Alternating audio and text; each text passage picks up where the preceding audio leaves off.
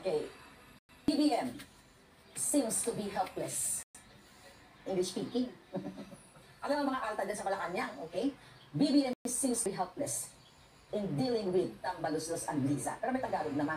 Sobrang kawawa na ang Pilipinas. Si Amy daw nagsasalita niyan. Nag-text sa kanya. Walang magawa ang presidente dahil sunod-sunuran at susubuan lang ni Tamba at ni Liza kung ano ang kanyang gawin. Sinusubuan ng pulbo. Si Amy nag-text sa kanya. Okay? Marlica, you have to know na yung military promotion and appointments, ang lahat ngayon ay rekomendasyon ni Tambaluslos at sa pakikipagsagwatan ni Liza. Walang tamuwang-muwang si Putin. Hindi niya ito, Tagalog ko lang para hindi madalata. BBM didn't follow the usual criteria, okay, of terms of service and time in rate for promotions. Yan po ang nangyayari dito dahil kung ano ang ikumas ni Tambaluslos at ni Liza Tanas. Liza Tanas siya. Okay? Yung mga bagong appointments and promotions. Si Amy Marcos yan. Sabi pa nga dito, Maharlika, ano mo about to give up? Nakakalungkot. I believe, malapit nang magsalita ang karamihan sa amin. Pasensya ka na dahil sa ngayon hindi ka pa namin masamahan. Pero ito lang ang pwede namin ibigay sa iyo. Ang impormasyon na dapat iparating mo sa taong bayan. They steal all the money in the treasury and no money to run the country. Tama ka. You have to speak up.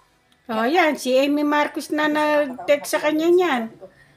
Get up and pick them up. Anyway, hindi ito nakakatawa. You, men and women in uniform, this message, if I can only tell you who is this person, I will. But I have to protect this. Nandiyan pa siya. Baka gurgurin. Isa sa pinakamalapit kay Coting na supang-supaan. Thank God, hindi siya part ng pulburon. Wala, ayon sa kanya, ito po ay may posisyon sa gobyerno. Itong taong itong nagbigay sa atin ng impormasyon.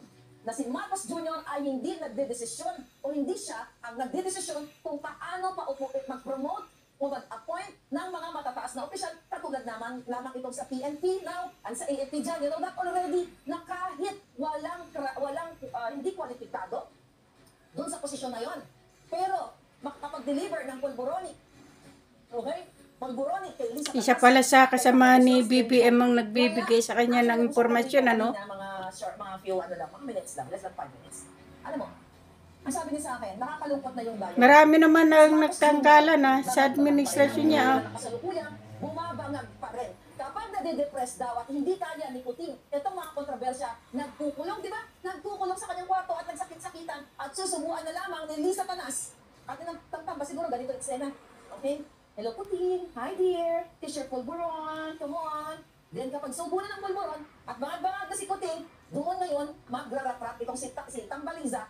At kaya nagkakaroon ng mga bribery para isulong nila ang charter change. Kaya kapag si Putin ay nahimasmasan na ng kanyang amats, sasalangan sila ng script. O sasalangan, bibigyan siya ng script ng mga demonyo na kapaligid sa kanya. Tama sabi ni Senator Amy Marcos. Diba? Napaligiran ng mga demonyo ang kanyang kapatid. Pero, again, Amy Marcos should speak up. Huwag mo nang iligtas ang iyong kapatid. Tama na, sobra na. Tama si Pebbles. Tama kayong lahat. If you are for the country, Senator Amy Marcos, alam nating dalawa na tinanong mo ako kung si Pebbles bang nagdi-deliver ng siya, bu, o asin o pulburo. Oh, tama si Bebot. Inakala mo na si Pebbles ay nagdi-deliver ng pulburon kay Liza para isubo sa kapatid mo. You know this, ikaw ang nagmanit-lubod kay Pangulong Duterte para hindi siya malansa narco. Alam mo to.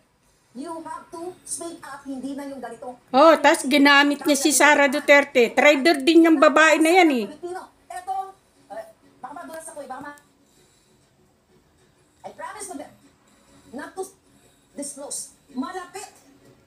Sabi niya, he or she, para hindi nyo ma-detect, he or she's about to give up.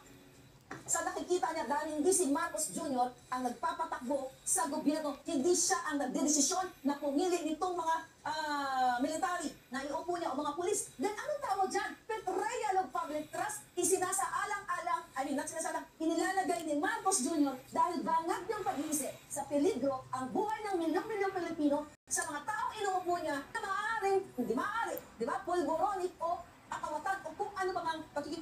leadership dito sa mga sindikato. Sindikato nga, si Lisa Smag. Na nakikita si Puting, Pinakamataas na sindikato yan eh, si Lisa Smag. Putang na.